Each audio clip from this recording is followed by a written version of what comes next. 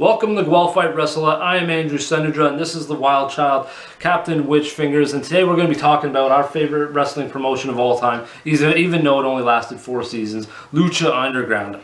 And there's just so much that we loved about this promotion. It's so too bad that it was gone away. But I think personally, I got this nice list here that I'll read off of the main reason why this was great, and it's roster. Was absolutely ridiculous. You got Penta Dark, who is gone by Penta, Penta Black, Penta Junior, Penta Obscuro, so many, but just Pentagon, is many of the names he has. You got Ray Phoenix, you got Prince Puma, aka Ricochet, you got Brian Cage, Johnny Mundo, aka Johnny Morrison, you got Matanza, aka Jeff Cobb, Mil Muertes, Aerostar, Drago, El Dragon Azteca Jr., who's aka Ray Horace. You got King Cuerno, Killshot, who's Swerve Strickland now. You got Dante Fox / AR Fox, PJ Black, Jack Evans, and Helico, Son of Havoc, who is aka Matt Cross. Sockman, you like to call him Willie Mack, Jeremiah Crane, who is Sammy Callahan. You got Arhenis, Exolicious, who is Sonny Kiss, Marty the Moth Martinez, Ricky Mandel, who was very low on the total, but he was really coming along nicely. Paul London, you got White Rabbit, who is Killer Cross. Or I don't know what he is in WWE. Karrion Kross, yeah, that was his name. You got Vibora, who's aka Luchasaurus. You got Sammy Guevara, Desmond X. That's just, you also got Jake Hager, Jake Strong. The roster was absolutely ridiculously stacked. Phenomenal roster, and that's just one part of that. Then you got some women like Taya Valkyrie. You got Cobra Moon, who's Thunder Rosa. There's awesome women wrestlers that they had there, like Ivelisse was another one, and just so many great wrestlers, so many great matches, great rivalries. Constantly pumping it out. Almost every match was awesome in our opinion, at least good. You also had Chavo Guerrero was another guy. It's hard to not go and see how much talent was in there. The storylines were awesome. On top of we saw some of our favorite matches of all time, which we would probably do our favorite matches of all time, Luchador or Lucha Underground video. I think that would be wise. What else was great about Lucha Underground? I'll let you step in here for a second. Yeah, on top of they had a great roster. It's just the creativity of the characters. You got guys running around in too small underwear. He's this creepy molester that you don't know what he's Marty the Moth? Yeah, creepy molester. You don't know what he's up to. He's very sketchy. You got Pentagon that's he's doing some sort of voodoo. He's gonna sacrifice you. He's gonna sacrifice an arm.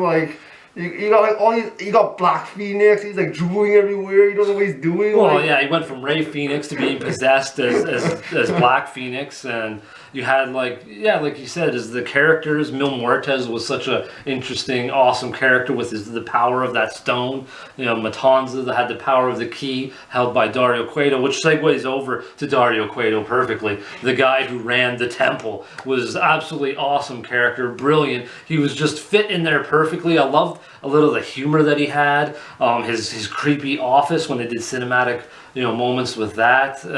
Just the power, the fact that he dies and comes back as another person was really interesting. Just those types of things were absolutely awesome. And then he had his classic ring the bell. It was absolutely hilarious. Even scenes where they busted into his office and he'd be on the phone in the middle of a match. They're throwing guys through his window into his office, and he's like, "What the hell's going on?" It's just the shit like that was so absolutely one of a kind and original.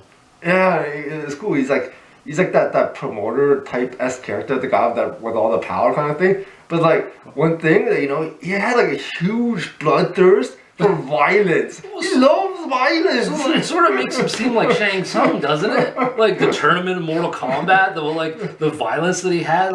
It sort of seems like he was a little bit like Shang Tsung, actually. Now I think about it. Anytime he's about to announce a match, a violent one, you see this big smirk, a big grin across his face. Oh man, this guy's twisted. Then you got like commentary, which set up things really, really well from Vampiro, who seemed to be like always like hating on people, so it was hard to tell if it was real or not, because I don't think he got along with Johnny Mundo so well. And Matt Striker, who was really good at, you know, breaking down the moves and the little things that they did in the matches, the little nuances of them and stuff like that, I thought was really great detail of Matt Striker, you know, keeping that going. And the fact that they got involved, Vampiro obviously got involved in some of the cases of in the matches and things like that, especially with Pentagon and his like, he was gonna set him on fire and shit like that. So the commentary was very well done as well. The atmosphere of the matches with the cinematic stuff as well was absolutely awesome and really played into not just the storylines but the characters. There's so many interactions backstage, the greasy dark, you know, locker room that was really weird and shit like that.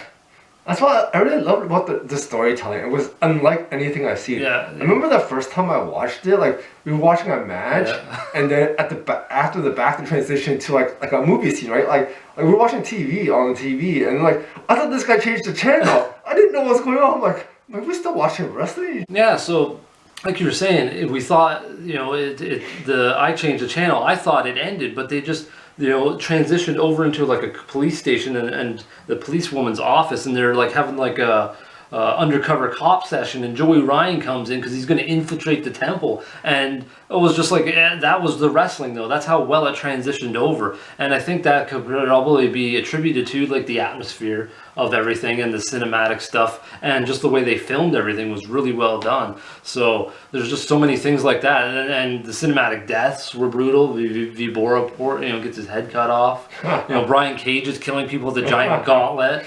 Matanza's killing people, like eating. He, you know, in season 1 he ate a guy or crushed his head, you know, in there. So there's just like so many cinematic things that were absolutely uncanny and one of a kind sort of thing, which really, like you said, added to the characters and the storylines, and just on a totally different level and absolutely super creative. Yeah, like the storytelling and the fantasy element, like, yeah, like it was you so should cool. like a movie, and then it's just like anything unlike any wrestling I've seen. Like and seen since too, really. Yeah, they just took a complete risk out of left field, and like to me, I think it's like some of the best wrestling I've ever seen.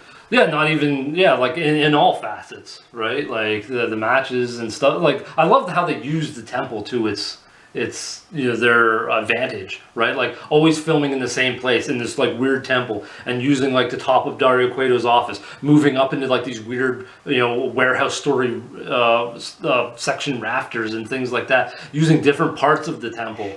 You know, things like that were really fucking cool. Like using even the storage room and finding like panes of glass and tables and shit back there was really cool. Yeah, so before we jump anywhere else, I want like the matches you were talking about, pay-per-view style-esque matches on like any show. Like that's the type of quality they were delivering. But it was also like their amount of different types of matches, not just like hardcore matches and things like that, but like the Azteca Warfare, the tournaments, all the different things that they had match-wise was absolutely awesome. Like the trios matches, intergender matches, where, you know, Taya Valkyrie was getting beat up by Brian Cage. Like there's just so many varying elements to it, and so much stuff to keep you on the edge of the seat was absolutely awesome. And the fans, you know, were a lot involved at times too. Like literally, like Mil Muertes used to push fans out of his way, so they were interactive, and they were, for not really a lot of fans in there, it was loud. Like they generated a lot of energy and a lot of sound in there for the amount of fans, and you could just see how dedicated they were. And you know, I don't blame them. The stuff was absolutely uncanny, and I want to watch that again. But also one other thing though is the titles. The belts were fucking awesome.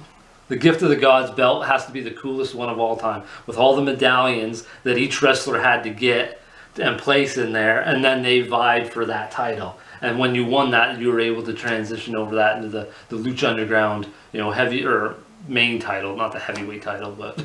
Yeah, I don't care about the heavyweight titles. Like, I'm gonna keep this with all medallions. I'm like, this thing looks badass with all the different little animals or pieces or whatever. Yeah, all the tribes, the Azteca tribes. And it was just so cool that, like, there was all these matches that were, like, different matches. It wasn't just singles matches. It could be trios matches, which they actually did have, yeah, a trio 6-man tag, and the winner each got medallions.